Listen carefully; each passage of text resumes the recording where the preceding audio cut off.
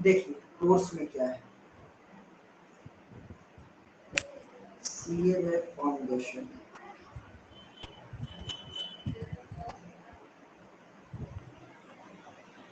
ठीक है। तो देखिए CMA फाउंडेशन में क्या है कि ये एक, सबसे पहले हम आपको बता दें, प्रोफेशनल कोर्स है।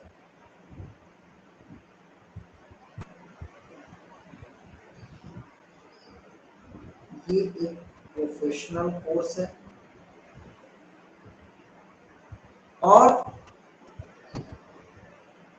3 लेवल्स पे होते हैं। पहला होता है फाउंडेशन, दूसरा होता है इंटरमीडिएट और तीसरा होता है फाइनल, ठीक है। फाउंडेशन में आपको 4 पेपर्स हैं, इंटर में आपको 8 पेपर्स हैं और फाइनल में भी 8 पेपर्स हैं, ठीक है।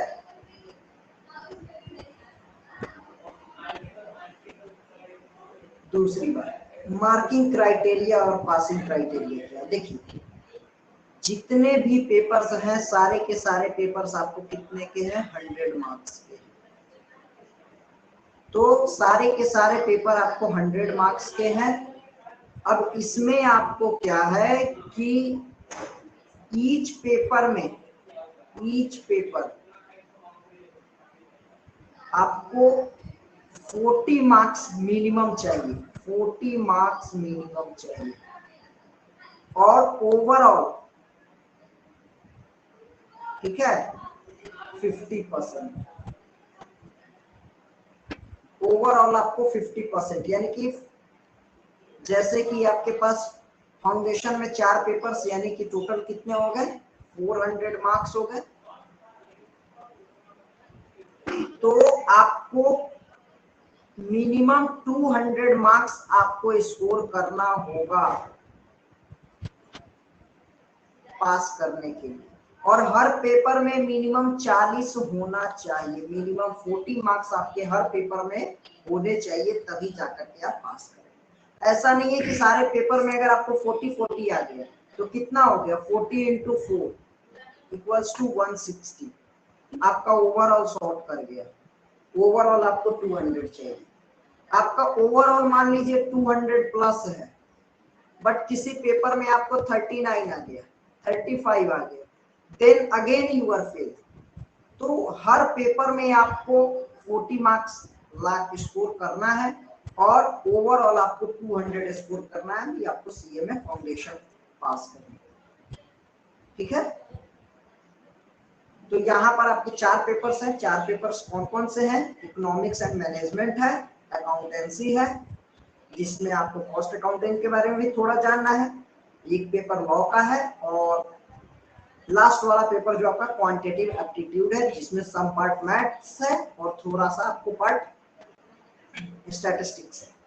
तो ये रहा आपके टोटल का टोटल पेपर और किस तरह से आपका एग्जाम। अब एग्जाम पैटर्न की हम बात करते हैं। एग्जाम पैटर्न, तो देखिए एग्जाम अभी कोविड के कारण जो है सो ऑनलाइन हो रहा है। अभी कोविड के कारण ऑनलाइन हो रहा है। तो ऑनलाइन पैटर्न में क्या होता है, आपको MCQ आते हैं। ऑनलाइन पैटर्न में आपको क्या होता है, MCQ आ रहे हैं। लेकिन जब आपको ऑफलाइन पैटर्न इसका एग्जाम होता है, ऑफलाइन में, तो ऑफलाइन में आपको MCQ प्लस डिस्क्रिप्टिव भी आते हैं।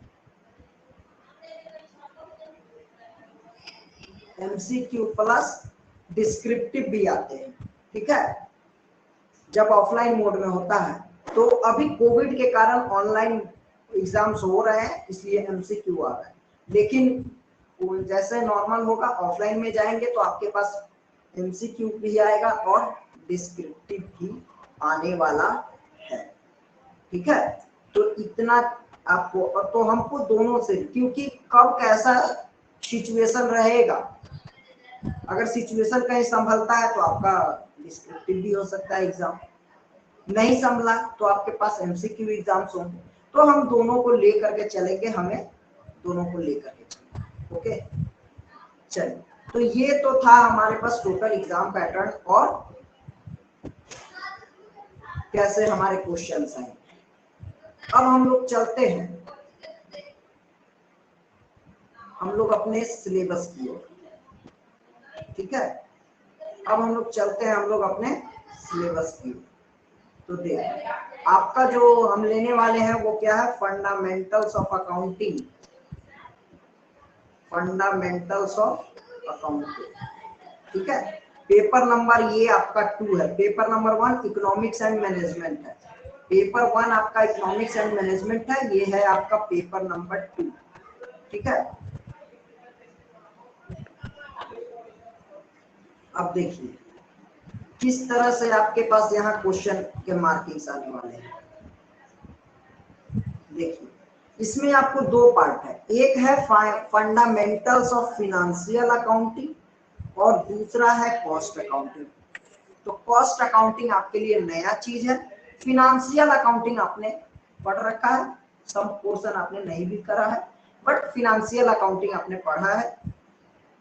तो ये आपका 80% वेटेज का है, फिनेंशियल अकाउंटिंग आपके पास 80%, यानी कि 80 मार्क्स का आपका जो अकाउंट्स होगा वो 80 मार्क्स का, और कॉस्ट जो होगा इसमें आपका 20 मार्क्स का। तो साथ में आपको कॉस्ट भी पढ़ना है, जैसा कि एज द नेम सजेस्ट ये क्या है, कॉस्ट अकाउंटेंट है। तो कॉस्ट अकाउंटेंट है तो इसलिए कॉस्ट की जानकारी आपको ज्यादा। अब देखिए वेटेज किस तरह से, अब फाइनेंशियल अकाउंटिंग को हमारे पास 3 कैटेगरी में बांटा गया है। फाइनेंशियल अकाउंटिंग को 3 कैटेगरी, पहला फंडामेंटल्स, दूसरा स्पेशल ट्रांजैक्शन और तीसरा final accounts.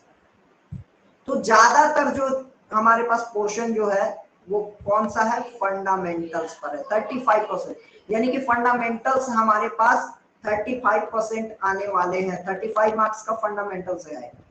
Special transaction 20 marks, अभी देखेंगे फंडामेंटल्स में क्या आएगा, स्पेशल ट्रांजैक्शन क्या है और फाइनल अकाउंट्स में क्या है। Final accounts 25%। देखिए तो स्कोर करना बड़ा ही आसान है, इसमें स्कोरिंग बहुत आसान है, बहुत अगर ठीक से ढंग से पढ़ेंगे बड़ा आसान है स्कोर करना। और आपका 20 मार्क्स जैसा कि हमने बताया कॉस्ट अकाउंटिंग है।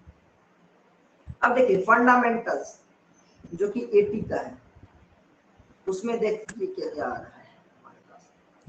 सबसे पहले है accounting principles, concepts and conventions, capital and revenue transactions, theory portion है, double entry system, books of prime entry, subsidiary book, cash book, ये प्रैक्टिकल है। Journal, ledger, trial balance practical, depreciation practical, rectification of errors practical, opening entries, transfer entry, adjustment entries and closing entries. ये आपको कहां से है, ये आपको journal का ही पार्ट हो जाएगा, और बैंक रिकॉन्सिलिएशन स्टेटमेंट। तो अभी तक आप देखे होंगे कि ये सारा का सारा आपका सिलेबस किस चीज का है, 11th का सिलेबस, 11th का सिलेबस है, सारा का सारा आपका 11th का सिलेबस। अब ये 3 इसमें से ये भी आपका 11th है, बिल्स ऑफ एक्सचेंज, ये भी आपका 11th का है। ये दोनों आपके पास क्या है, नई चीजें, ये दोनों आपके पास नई चीजें हैं, ठीक है। ये final accounts, profit making concern, sole proprietorship concern only, आपने देखा होगा 11th की बातें हैं, ठीक है। And non profit making concern, NPO, 12th की बातें हैं।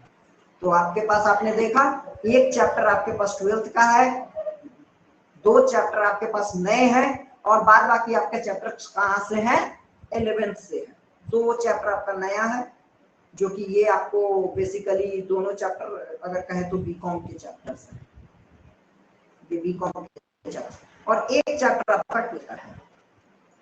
अब कॉस्ट अकाउंटिंग ये तो बिल्कुल ही नया पार्ट है आपके पास, 20 मार्क्स, ये 20 मार्क्स, बिल्कुल ही नया। तो ज्यादा इसमें आपको क्या है, ज्यादा इसमें आपको थियरी पार्ट नहीं लेना है, प्रैक्टिकल पार्ट इसमें बहुत ही कम है अभी आपके पास, ज्यादा करके आपके पास थियरी पार्ट आने वाला है, इसमें प्रैक्टिकल पार्ट कम आने वाला है। चलिए, तो फंडामेंटल्स अकाउंटिंग बेसिस, अब हम लोग यहाँ स्टार्ट करते हैं अपने फर्स्ट चैप्टर की तरफ बढ़ते हैं और फर्स्ट चैप्टर को स्टार्ट करते हैं। एक एक चीज ध्यान से देखेंगे।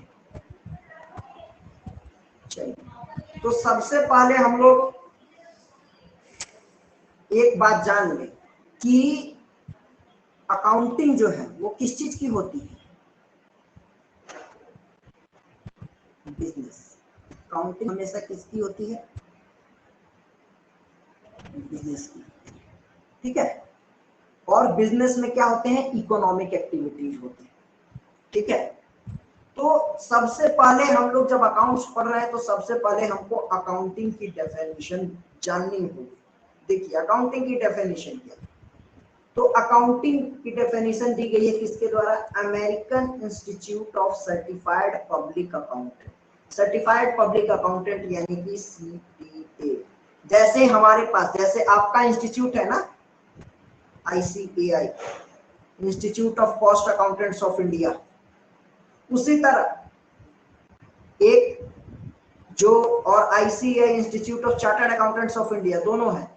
तो जैसे चार्टर्ड अकाउंटेंट्स हमारे यहाँ होते हैं, USA में क्या होते हैं, CPA, सर्टिफाइड पब्लिक अकाउंटेंट। तो सर्टिफाइड पब्लिक अकाउंटेंट का जो इंस्टीट्यूट है, American institute of certified public accountant, ठीक है, उसने क्या दिया है डेफिनेशन, देखिए वो कहता है अकाउंटिंग इज द आर्ट, क्या है, आर्ट, आर्ट यानी कि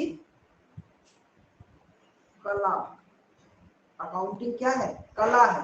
कला कैसा कला है, जैसे लाइक सिंगिंग करना एक आर्ट है, डांसिंग एक आर्ट है। तो सब कोई ना गा सकता है, ना कोई सब कोई नाच सकता है। अभी ओलंपिक्स चल रहा है, तो क्या सारे जितने पूरा का पूरा इंडिया चला गया है क्या ओलंपिक्स में, नहीं। जिसके पास वो कला है वही गए हैं, जिन्होंने क्वालिफाई किया वही गए हैं। जिनके पास लाइक तीरंदाजी हो गया, आपको स्विमिंग हो गया, तो जिनके पास वो कला है वही गए हैं वहां, क्योंकि वो कला सबके पास नहीं है। तो एक आर्ट है, एक कला है। अब हमारे पास क्या कला होगी, सो भी देखिए। तो अकाउंटिंग करना भी एक कला है, ये सबके बस की बात नहीं है। जिस तरह आप ओलंपिक्स में अभी क्वालिफाई नहीं कर सकते, नहीं जा सकते, क्योंकि आपको वो चीजें नहीं आती। आप गाना गाने नहीं जा सकते, आप डांस करने नहीं जा सकते, क्यों, क्योंकि आपको वो नहीं आता। तो अकाउंटिंग भी एक कला है, ये सबके बस की बात नहीं है। अब किस चीज का कला है, रिकॉर्डिंग, क्लासिफाइंग एंड समराइजिंग। क्या, रिकॉर्ड करना, क्लासिफाई करना और समराइज करना। रिकॉर्ड करना यानी कि लिखना, रिकॉर्ड करना यानी कि लिखना, क्लासिफाई करना यानी कि, क्लासिफिकेशन मतलब क्या होता है, उसको बांटना, और समराइज करना यानी कि समरी बनाना, संक्षेपण, ठीक है, संक्षेपण। तो ये एक कला है किस चीज का, रिकॉर्ड करने का, क्लासिफाई करने का और समराइज करने का। अब किस चीज को रिकॉर्ड करना है, कला तो है, चलिए मान लेते हैं कि कला है, किस चीज को रिकॉर्ड, लिखने का कला है, उसको क्लासिफाई करने का कला है, बांटने का कला है और समराइज करने का कला है। कैसे करना है, in a significant manner, significant manner यानी कि एक खास तरीके से, एक क्रमबद्ध तरीके से। किस तरह से, क्रमबद्ध तरीके से, किसी खास तरीके से, क्रमबद्ध तरीके से। ये नहीं कि जिस तरह से मन किया लिख दिए, जिस तरह से मन किया कर दिए, नहीं। रिकॉर्ड करना है, क्लासिफाई करना और समराइज करना है। कैसे, एक क्रमबद्ध तरीके से। और कहता है and in terms of money. अच्छा, रिकॉर्ड करना है क्रमबद्ध तरीके से, और रिकॉर्ड किस टर्म में करना है, पैसे के टर्म। यानी कि जो भी कुछ हम रिकॉर्ड करेंगे वो पैसे के टर्म में ही रिकॉर्ड करेंगे। ठीक है। अब बात आती है कि चलिए रिकॉर्ड करेंगे, क्लासिफाई करेंगे, क्रमबद्ध तरीके से करेंगे, पैसे में करेंगे, लेकिन किस चीज को रिकॉर्ड करना है भाई, सवाल उठता है। तो किस चीज को? Transactions and events. किस चीज को रिकॉर्ड, क्लासिफाई, समराइज करना है सिग्निफिकेंट मैनर में और इन terms of money, transaction and event, transactions को और इवेंट्स को। तो अब समझना है कि ये ट्रांजैक्शन क्या होते हैं, ट्रांजैक्शन क्या होते हैं और इवेंट्स क्या होते हैं। ठीक है। तो ट्रांजैक्शंस क्या होते हैं और इवेंट्स क्या होते हैं। देखिए ट्रांजैक्शंस होते हैं डे टू डे एक्टिविटी,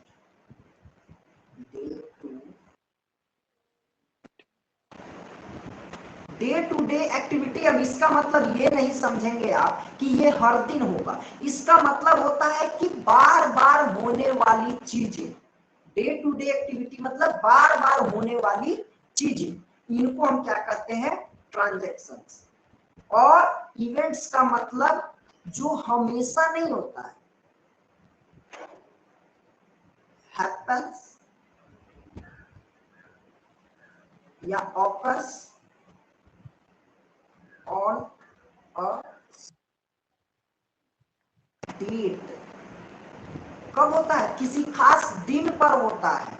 अब देखिए बाइफरकेशन देखिए, हम स्कूल जाते हैं तो हर दिन जाते हैं कि कभी कभी जाते हैं?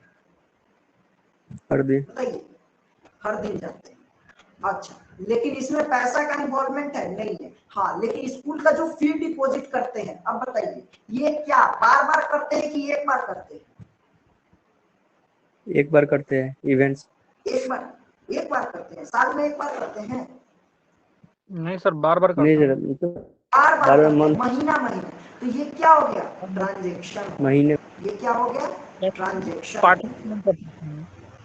हाँ, तो कहने का मतलब ये क्या हो गया? ट्रांजैक्शन हो गया। आई बात समझ? तो जो काम हम बार बार करते हैं उसको कहते हैं ट्रांजैक्शन। और अब इवेंट क्या हुआ? आप स्कूल जा रहे हैं और आपको पैसा गिरा हुआ मिल गया। अब बताइए ये बार बार मिलता है क्या? नो, नहीं। ये बार बार तो नहीं मिलता है इवेंट। तो इसको क्या कहते हैं? इवेंट। अब अगर हम इसको बिजनेस के टर्म में लें तो देखिए, हम खरीदारी बार बार करते हैं कि एक बार? बार बार करते हैं। बार बार। तो परचेज क्या है मेरे लिए? ट्रांजैक्शन। अच्छा, बेचते भी बार बार है कि एक बार? बार बार बार बार बेचते हैं। तो परचेज 80, चलिए मान लेते हैं, सेल हो गया 100। तो प्रॉफिट का जो कैलकुलेशन होगा वो हम आज हम कैलकुलेट करते हैं क्या कि आज कितना कमा लिए पैसा? यस, आज कैलकुलेट करते हैं। आज मान लीजिए कि हम आपको पढ़ाते तो हर दिन है, आप भी हमसे पढ़ते तो हर दिन है, फिर भी हम लेकिन क्या हम जो प्रॉफिट निकालेंगे वो हर दिन निकालेंगे क्या? हमेशा निकालेंगे क्या? नहीं, लास्ट में निकालते हैं। मंथ प्रॉफिट कब निकलता है? End of the year. Profit कब निकलता है? End of the year. यानी कि प्रॉफिट हमारे लिए क्या हो गया? परचेज और सेल क्या हो गया? ट्रांजैक्शन। परचेज और सेल क्या हो गया? ट्रांजैक्शन। और प्रॉफिट क्या हो गया हमारे लिए? इवेंट्स। क्योंकि प्रॉफिट हम कब निकालते हैं? प्रॉफिट की कैलकुलेशन कब करते हैं? अब आज अगर मान लीजिए 100 रुपया का सामान बेचे तो हम आज शाम को जब दुकान से मान लीजिए चलते हैं तो इतना कैलकुलेट करके चलते हैं क्या कि आज कितना कमाए हैं? नहीं। आज हम अपना प्रॉफिट कैलकुलेट करते हैं कि सिर्फ इतना देखते हैं कि आज कितना का बिका है माल और कितना खरीदे हैं? सो देखते हैं कि आज का ही प्रॉफिट निकाल लेते हैं। नहीं। कितना का खरीदे और कितना का बेचे हैं देखते हैं। लेकिन प्रॉफिट कब निकालते हैं? प्रॉफिट हमेशा साल के अंत में निकालते हैं कि इस साल में हम कितना कमाए। आई बात समझ में? तो जो चीज किसी सर्टेन डेट को ऑफर होगी उसको इवेंट कहते हैं, और जो चीज बार बार होती है उसको ट्रांजेक्शन कहते हैं। ठीक है, तो यहाँ बात आ गई समझ में? तो क्या है? अकाउंटिंग आर्ट है। किस चीज का आर्ट है? रिकॉर्ड करने का, क्लासिफाई करने का और समराइज करने का। कैसे रिकॉर्ड करना है? सिग्निफिकेंट मैनर में करना है और पैसे में करना है। कैसे में? तो सिग्निफिकेंट मैनर और पैसे में। अब किस चीज को करना है? तो ट्रांजेक्शन और इवेंट्स को। ट्रांजेक्शन और इवेंट्स को। अब है कौन से ट्रांजेक्शन एंड इवेंट? कौन से ट्रांजेक्शन एंड इवेंट? कहता है which are in part at least of financial character, यानी कि जिसमें कम से, अगर पूरा नहीं भी हो तो पार्टली उसमें क्या होना चाहिए? फाइनेंशियल कैरेक्टर होना चाहिए। फाइनेंशियल कैरेक्टर का मतलब मौद्रिक, फाइनेंशियल यानी कि मौद्रिक, यानी कि उसको पैसे में तौला जाना चाहिए। जैसे कि अब हम आपको एक एग्जांपल लेते हैं। घर में मान लीजिए मम्मी खाना बनाती है, हाँ, घर में मम्मी खाना बनाती है, क्या मम्मी को कोई पैसा मिलता है क्या? नो, नहीं मिलता है। लेकिन मान लीजिए अब घर में अगर आप एक काम करने के लिए रख लीजिए, खाना बनाने के लिए मेड को, ठीक है, घर में अब आप क्या रख लिए? एक मेड रख लीजिए खाना बनाने के लिए, हाउस हेल्प जिसको कहते हैं, मेड रख लीजिए। अब मेड पैसा लेगी कि नहीं देगी? लेगी। मेड पैसा, तो अब देखिए काम, देखिए काम क्या हो रहा है? एक ही हो रहा है। काम दोनों आदमी का क्या है? एक ही है। लेकिन एक में क्या है? पैसा है, एक में पैसे का इन्वॉल्वमेंट नहीं है। मीन्स क्या? एक में मम्मी जो खाना बना रही है उसमें फिनेंशियल कैरेक्टर नहीं है, और मेड जो खाना बना रही है इसमें फिनेंशियल कैरेक्टर का इन्वॉल्वमेंट है। इसमें फिनेंशियल कैरेक्टर का इन्वॉल्वमेंट क्या है? आई बात समझ में? यानी कि हम कौन से ट्रांजैक्शन को रिकॉर्ड करेंगे? मम्मी वाले के कि मेड वाले को? मेड वालों को। मेड वाले को, क्योंकि मम्मी वाले में पैसे की बात ही नहीं हो रही है। देखिए काम एक ही हो रहा है, लेकिन एक जगह पैसा का इन्वॉल्वमेंट है, एक जगह पैसा का इन्वॉल्वमेंट नहीं है।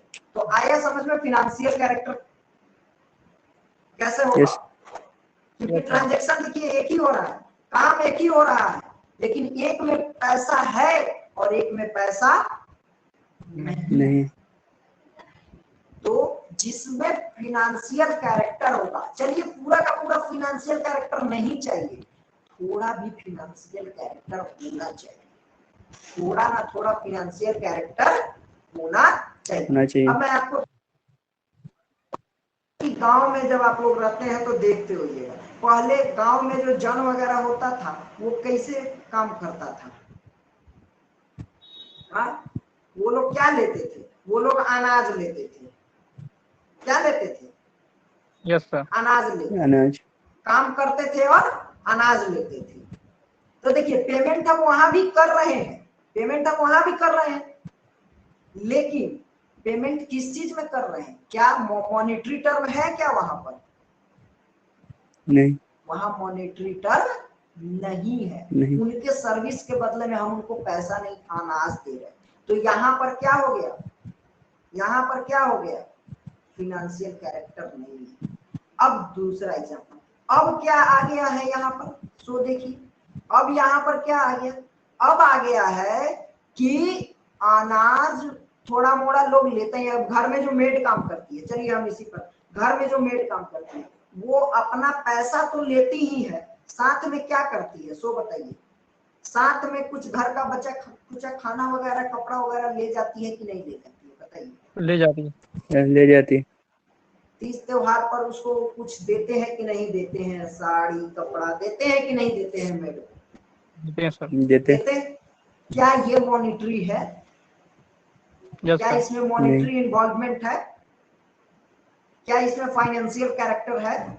जो वो खाना मान लीजिए कि हर दिन लेकर के जा रही है, क्या उसमें फाइनेंशियल कैरेक्टर का इन्वॉल्वमेंट है? No sir.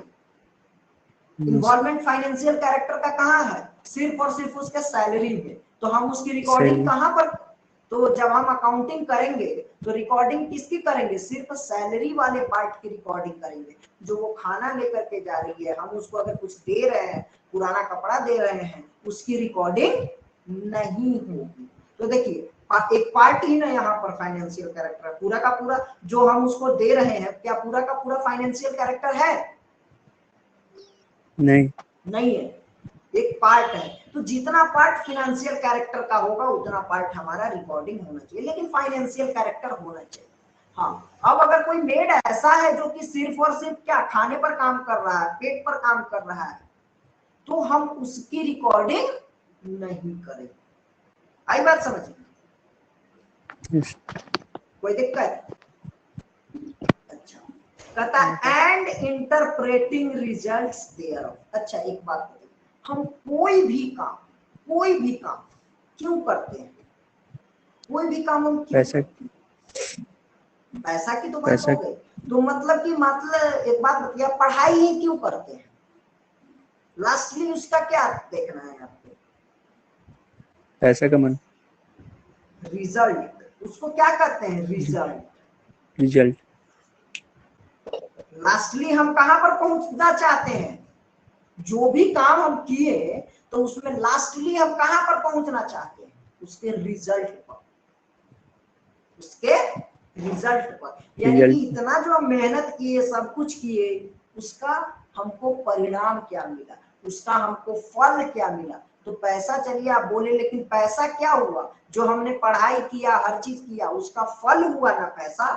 पैसा क्या हुआ? उसका फल हुआ। जो भी हमने पढ़ाई किया, जो भी कुछ किया, उसका पैसा क्या हुआ? फल हुआ। यानी कि क्या हुआ? रिजल्ट हुआ।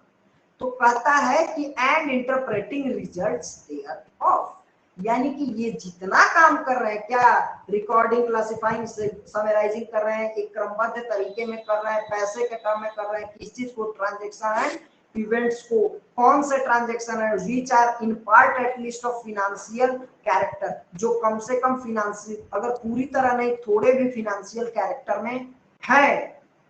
तो इन सब काम को करने के बाद क्या देखेंगे? उसका रिजल्ट देखेंगे कि भैया ये जो काम किए, साल भर जो हम किए, इसका रिजल्ट क्या आया। हम पास हुए कि हम फेल हुए। अब क्या किए? पढ़े, सब कुछ किए, परीक्षा दिए, हर चीज किए, तो लास्ट में क्या देखेंगे कि हम पास हुए कि हम फेल हुए। लास्ट में आप क्या देखिएगा? हम पास हुए कि हम फेल हुए। तो यहां भी हम क्या देखते हैं कि मेरा बिजनेस कैसा रहा, बिजनेस का रिजल्ट देखते हैं। बिजनेस में प्रॉफिट हुआ कि बिजनेस में लॉस हुआ, उसके रिजल्ट को इंटरप्रेट करते हैं, एनालिसिस करते हैं। तो डेफिनेशन आपको आई समझ में अकाउंटिंग की? बताइए। यस। तो ये आपका डेफिनेशन है, आपको तोड़ तोड़ के पढ़ना है और इस डेफिनेशन को याद करना है। क्या है? Accounting is an art of recording, classifying and summarising. किस चीज को रिकॉर्ड, क्लासिफाई कर कैसे करना है? In a significant manner and in terms of money. कैसे करना है? तो सिग्निफिकेंट, क्रमबद्ध तरीके से और पैसे में। किस चीज को? ट्रांजेक्शन एंड इवेंट्स को करना है। इवेंट्स। कौन से transaction and events? which are in part at least of financial character। वो ट्रांजेक्शन एंड इवेंट्स जो कम से कम न पूरे तो कुछ पार्ट भी उनका फिनेंशियल कैरेक्टर में हो। And interpreting the results thereof, और फिर बाद में क्या करते हैं? सारे काम को करने के बाद उसके रिजल्ट को इंटरप्रेट करना, उसके रिजल्ट को देखना ही क्या है? अकाउंटिंग कहलाता है। इतना सारा काम जब हम करेंगे तो क्या कहलाएगा? अकाउंटिंग। कोई दिक्कत आई बात समझ में? यस। चलिए अब हम आगे चलते हैं।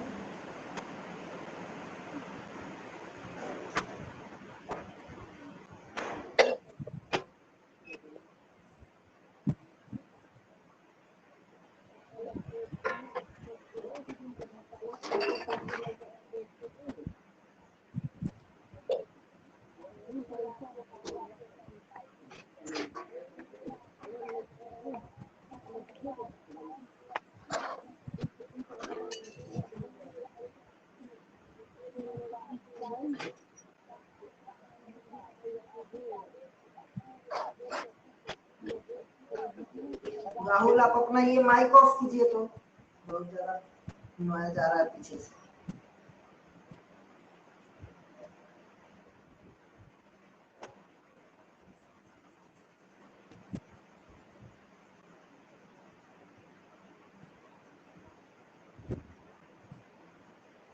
अब हमारे पास क्या है, अब हमारे पास है ऑब्जेक्टिव्स ऑफ अकाउंटिंग। ऑब्जेक्टिव का मतलब क्या होता है, उद्देश्य। ऑब्जेक्टिव का मतलब होता है उद्देश्य, यानी कि अकाउंटिंग करने का उद्देश्य क्या है, क्या मकसद है हमारा अकाउंटिंग करने का, क्यों करें हम अकाउंटिंग, किस मकसद से करें। तो सबसे पहला मकसद क्या है, providing information to the users of rational decision making. अब इसका मतलब क्या है, देखिए सबसे पहला इसका जो ऑब्जेक्टिव है वो है कि ये यूजफुल इंफॉर्मेशन, इंफॉर्मेशन यानी कि इंफॉर्मेशन यानी जानकारी, सूचना अच्छा इंक्वायरी। हाँ, आपको यूजफुल इंफॉर्मेशन पर जो आपके काम के लायक जो इंफॉर्मेशन है उसको आपको देता है। अच्छा काम का किसको देता है, किस लिए देगा, तो आप अब ये बिजनेस करना है कि नहीं करना है किस चीज पर डिपेंड करेगा। जब तक प्रॉफिट या लॉस नहीं पता चलेगा हम कुछ कर सकते हैं पता कि बिजनेस आगे बढ़ाएं कि नहीं बढ़ाएं, क्या करें ना करें, बताइए। नहीं, तो जब वहां से अकाउंटिंग से इंफॉर्मेशन जिस हिसाब से आता है उस हिसाब से हम बिजनेस के बारे में क्या करते हैं, डिसीजन बनाते हैं। अच्छा किसको देता है, to the stakeholders. Stakeholders, stakeholder का मतलब होता है जिनका भी उस व्यवसाय में, जिन लोगों का भी उस व्यवसाय में, कहने का मतलब कि इंटरेस्ट है, ठीक है, उनको, जैसे मालिक, मैनेजमेंट, क्रेडिटर्स, इन्वेस्टर। मैनेजमेंट यानी कि जो भी उसके मैनेजरियल पर्सन है, क्रेडिटर्स यानी कि जो भी उसके सप्लायर है। और सप्लायर आपका मान लीजिए कि अकाउंटिंग इंफॉर्मेशन नहीं जानेगा तो क्या आपको वो सप्लाई कर पाएगा, बताइए। मान लीजिए कि आप ही है, मान लीजिए आप किसी से पैसा मांगने गए और उसको पता नहीं है, आपसे कोई पैसा मांगने, एक बात बताइए, आपसे अगर कोई पैसा मांगने आया और आपको क्या उसके बारे में पता नहीं है कि कैसा आदमी है, पैसा टाइम पर देता है कि नहीं देता है, क्या है, आप उसको पैसा देंगे, नहीं, नहीं। तो ये इंफॉर्मेशन कहां से मिलता है कि क्रेडिटर्स को, चाहे मैनेजमेंट को, चाहे क्रेडिटर्स को, कहां से ये इंफॉर्मेशन मिलेगा कि इस आदमी को हम माल उधार में दे या ना दे, बुक्स ऑफ अकाउंट्स से। अगर आपके पास अच्छा बुक्स ऑफ अकाउंट्स है, अगर आपका पास प्रॉफिट आ रहा है, अच्छे बुक्स ऑफ अकाउंट्स है, वेल मेंटेन्ड है, तो क्रेडिटर भी आप पर भरोसा कर लेगा। एक बात बताइए, दो आदमी आता है आपके पास, एक अच्छे से सूट बूट में आता है और एक ऐसे में चला आता है। अगर कोई काम करने को दोनों में से कहता है, आप किसकी बात मानेंगे, सूट बूट, सूट बूट वाले का। क्यों सूट बूट वाले का मानेंगे, क्योंकि वो वेल मेंटेन्ड है, वेल मेंटेन्ड है, उसको देखने से आदमी को आपके में थोड़ा कॉन्फिडेंस आ रहा है, तो इसलिए ये क्या करता है, सबसे पहला इसका क्या काम है, प्रोवाइडिंग इंफॉर्मेशन। सबसे पहला क्या काम है, इंफॉर्मेशन, यूजर्स को, जो भी यूजर्स हैं उनको इंफॉर्मेशन प्रोवाइड करना। अकाउंटिंग का सबसे पहला काम क्या है, जो भी यूजर्स हैं उनको इंफॉर्मेशन, सूचना देना, ठीक है। दूसरा, सिस्टमैटिक रिकॉर्ड ऑफ ट्रांजैक्शंस।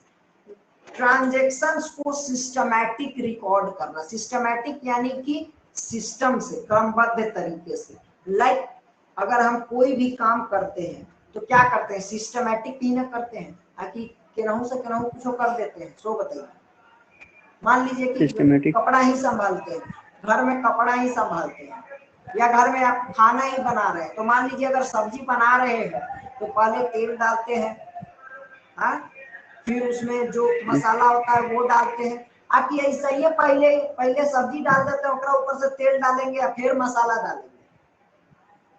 सही है। पहले तेल डालेंगे फिर सब्जी मसाला। तो क्या काम किए हम जो भी चीज था उसको एक सिस्टमैटिक, यानी कि जो भी हमारे ट्रांजैक्शंस होते हैं, जो भी बिजनेस में हम काम करते हैं, उसको कैसे रिकॉर्ड करता है? सिस्टमैटिक ढंग से, एक सिस्टम के थ्रू, जिस दिन को जो हुआ उस हिसाब से वो करता है। क्या करता है? Real precision of account, it is necessary to keep a systematic record of all financial transaction of a business enterprise which is ensured by bookkeeping this finance। कहने का मतलब कि जो भी काम करता है, हमने डेफिनेशन में भी देखा, तो किस तरीके से करता है? Systematic record. उसके बाद देखिए सारी बातें ऑब्जेक्टिव, देखिए जो भी हम ऑब्जेक्टिव पढ़ रहे हैं, सारा का सारा ऑब्जेक्टिव हमने डेफिनेशन में कवर अप कर लिया है, ठीक है। जो भी हम पढ़ रहे हैं सारा का सारा क्या है? तीसरा, ascertainment of results of above transaction. पढ़ा है कि नहीं पढ़ा है? कि जो भी हम काम करते हैं सारे का सारा किस लिए करते हैं? रिजल्ट के। तो जो भी ट्रांजैक्शन हमने किया उसका रिजल्ट निकालना किसका काम है? अकाउंटिंग का उद्देश्य होता है। प्रॉफिट और loss is a core accounting measurement. It is measured by preparing profit and loss account for a particular period. किसी खास पीरियड के लिए हम लोग क्या करते हैं? प्रॉफिट एंड लॉस अकाउंट बनाते हैं और उससे क्या निकालते हैं? प्रॉफिट या लॉस निकालते हैं। तो ये काम किसका है? अकाउंटिंग का है। जो भी हमने ट्रांजैक्शन रिकॉर्ड किए हैं, क्लासिफाई किए हैं, समरी बनाए हैं, तो उनसे जो रिजल्ट आया है वो क्या करते हैं? रिजल्ट निकाल करके देते हैं। आई बात समझ में? yes. कोई दिक्कत? कोई दिक्कत? No sir. Next, to ascertain the financial position of business। Business के फिनेंशियल पोजीशन को बताता है। फिनेंशियल पोजीशन यानी कि बिजनेस के पास कितने की संपत्ति है, कितने का उसके पास कर्जा है, कैसा है बिजनेस। तो वो क्या हमारे पास क्या अकाउंटिंग क्या बताता है? बिजनेस का फिनेंशियल पोजीशन बताता है, ठीक है। अब मान लीजिए कि आपको किसी आपके गांव में ही किसी का पता करना है कि उसके पास कितना संपत्ति है, कितना। ऐसे तो कोई किससे पूछेगा तो कहता है अरे बाप रे बहुत संपत्ति है, लेकिन कितना है कौन बताएगा? कैसे पता चलेगा? इसके लिए हमको क्या करना पड़ेगा? अकाउंटिंग करनी पड़ेगा कि उसके पास कितना संपत्ति है, और संपत्ति जिसके पास है उसके पास कर्जा भी होगा, तो उसके पास कितना कर्जा है, ये सारा चीज भी हमको कहां से मालूम चलता है? अकाउंटिंग ही बताता है। आई बात समझ में? yes. और lastly, to know the solvency position. Solvency position, balance sheet and profit and loss accounts prepared as above give useful to stock regarding concerns potential to meet its obligation in short run as well as in long run। इसका मतलब ये है कि चलिए हम मान रहे हैं कि उसके पास बहुत पैसा है, ये है वो है, बहुत धन संपत्ति है, लेकिन कहने का मतलब कि उसके पास पैसा कितना है वो अपने, और जब हमको मालूम चलेगा कि उसके पास संपत्ति कितना है, उसके पास कर्जा कितना है, तो इससे हम अंदाजा लगा सकते हैं कि नहीं कि क्या वो अपना जो भी कर्जा है उसको चुका पाने में समर्थ है कि नहीं है? बताइए। जब हमको फिनेंशियल पोजीशन मालूम चलेगा तो हम उससे क्या निकाल सकते हैं कि जो भी उसके पास जो कर्जा है, चाहे वो बड़ा कर्जा ज्यादा दिनों के लिए हो या कम दिनों के लिए हो, तो क्या वो कर्जा चुका पाने में समर्थ है कि नहीं है? ये भी कहां से पता चलेगा? अकाउंटिंग से। अब जैसे कि हम आपको बताते हैं, मान लीजिए किसी के पास जमीन बहुत है, क्या जमीन बहुत है, लेकिन उसके पास कैश 1 रुपया नहीं, उसके पास कैश नहीं है। जमीन है, कैश नहीं। क्या मान लीजिए आप उसके पास जाइएगा, आप अगर उसको कर्जा दिए हैं 5,000 रुपया, तो आप अगर मांगने जाइएगा तो अब चुकाएगा आपका पैसा? बताइए। या आप कर्जा नहीं। ही मांगने जाइएगा तो क्या वो आपके पास आपको कर्जा देगा? नहीं। नहीं देगा। लेकिन संपत्ति तो उसके पास बहुत है, बताइए। धन संपत्ति तो बहुत है, तो धन संपत्ति तो इतना है हम जान गए, लेकिन क्या उस धन संपत्ति से वो चुका पाने में समर्थ है कि नहीं? शॉर्ट टर्म में चुका पाने में समर्थ है कि नहीं? लॉन्ग टर्म में चुका पाने में समर्थ है कि नहीं? ये सारा चीज भी कौन बताता है? अकाउंटिंग बताता है। आई बात समझ में? Yes sir. तो अकाउंटिंग हमको क्या क्या बताता है, क्या क्या करता है? इंफॉर्मेशन देता है। अकाउंटिंग का उद्देश्य क्या क्या है? इंफॉर्मेशन देना। उसके बाद systematic recording of transaction, transactions को सिस्टमैटिक रिकॉर्ड करता है। हमारा रिजल्ट देता है, यानी कि प्रॉफिट और लॉस बताता है कि कैसा हुआ, हमने कैसा प्रदर्शन किया, हमारा रिजल्ट बताता है। और क्या करता है? हमारे फिनेंशियल पोजीशन के बारे में बताता है कि हम, अब जैसे कि आपका मान लीजिए कि टेस्ट ही होता है, तो टेस्ट में क्या आपको एक ही चीज मालूम चलता है कि बहुत सारी चीजें मालूम है? आपका रिजल्ट मालूम चलता है, आपका रैंक मालूम चलता है, किस रैंक पर है, और क्या मालूम चलता है? किस सब्जेक्ट में आप अच्छे हैं, किस सब्जेक्ट में बुरे हैं, कहाँ पर आपको ज्यादा मेहनत की जरूरत है, कहाँ पर आप थोड़े मेहनत से भी निकल सकते हैं, ये सारा चीज मालूम चलता है ना।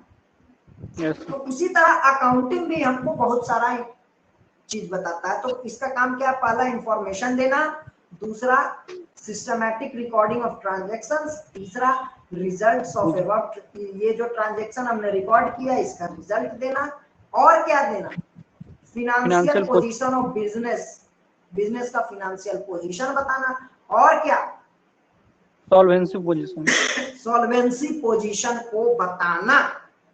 सॉल्वेंसी पोजीशन को मतलब कि हम कितने सक्षम हैं अपने कर्जों को चुका पाने में, चाहे वो छोटे कर्जे हो, कम दिनों के कर्जे हो, शॉर्ट टर्म हो या लॉन्ग टर्म हो। ठीक है, शॉर्ट टर्म हो या लॉन्ग टर्म हो, यानी कि कम दिन के लिए या ज्यादा दिन के लिए हो, शॉर्ट रन में या कम दिन में या ज्यादा दिन में, कितने सक्षम है अपने ऑब्लिगेशंस को पूरा करने में, हमारे ऊपर जो दायित्व है उनको पूरा करने में कितने सक्षम है, ये बताता है सॉल्वेंसी अकाउंटिंग। तो आज हम लोग क्या क्या देखे? आज हम लोग देखे अकाउंटिंग का डेफिनेशन देखे, और अकाउंटिंग के क्या देखे? ऑब्जेक्टिव्स देखे। आई बात समझ में? अकाउंटिंग के डेफिनेशन देखे और अकाउंटिंग के ऑब्जेक्टिव्स देखे। तो आपको क्या करने हैं? आपको अपने कॉपी में इनको लिखने हैं और याद करना है। किसको किसको? डेफिनेशन को, और किसको? शॉर्ट नोट्स टाइप का पूरा नहीं लिखना है, शॉर्ट नोट्स टाइप का आपको बनाते हुए चलना है। Definition and objectives of accounting, आज 2 ही टॉपिक हम लोग करके छोड़ रहे हैं।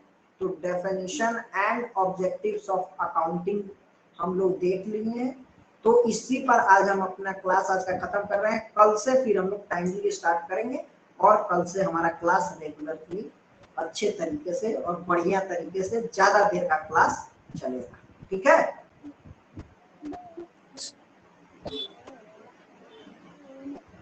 चलिए, तो इस तरह से हम लोग आज का क्लास यहाँ पर खत्म करते हैं, और कल से हम लोग स्टार्ट करेंगे अच्छे तरीके से class. Till then take care, bye bye.